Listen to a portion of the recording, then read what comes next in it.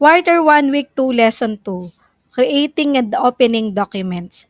Word files are called documents. Whenever you start a new project in Word, you'll need to create a new document, which can either be blank or from a template. You'll also need to know how to open an existing document. To create a new blank document, simply click File. To access the Backstage view,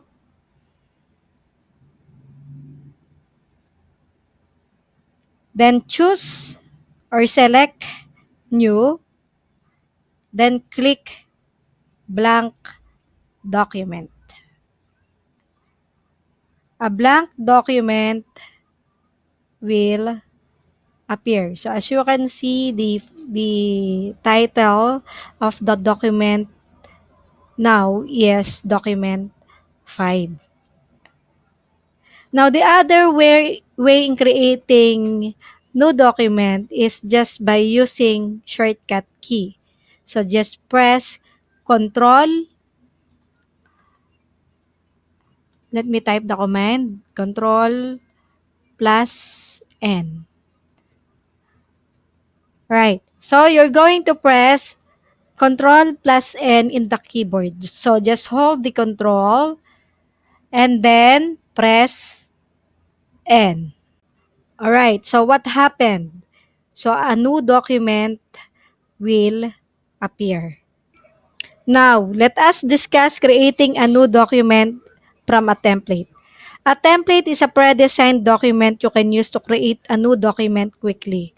Templates often include custom formatting and designs, so they can save you a lot of time and effort when starting a new project. To create a new document from a template, just click File tab to access the Backstage view. Then select New. Then choose the template you like. So let's say you like to create flyers. And then there are so many designs that you can select it from. So let's say you like this one. Okay, the graduation template. So all you have to do is just to click create. Then the selected template will appear. So take note,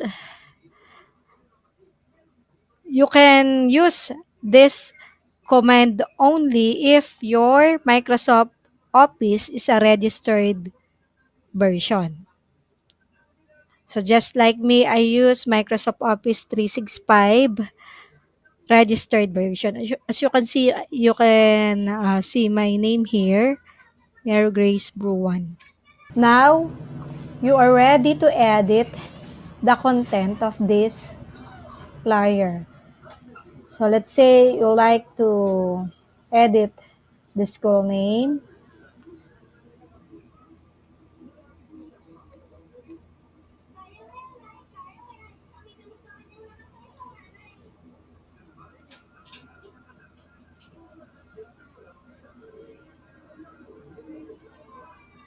And then let's say the date.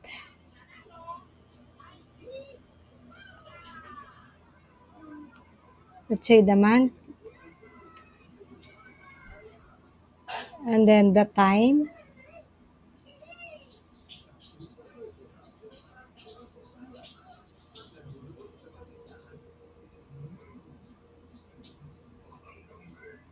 And let's say you like to change the color of the font.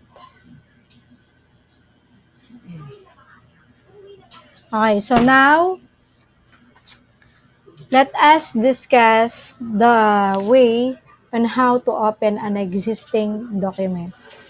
So, click File to navigate the Backstage view, then click Open.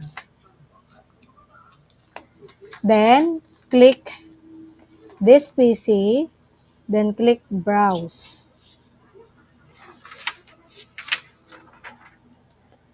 Okay, now, click the file you want to open. So, let's say this one. So the selected document will appear.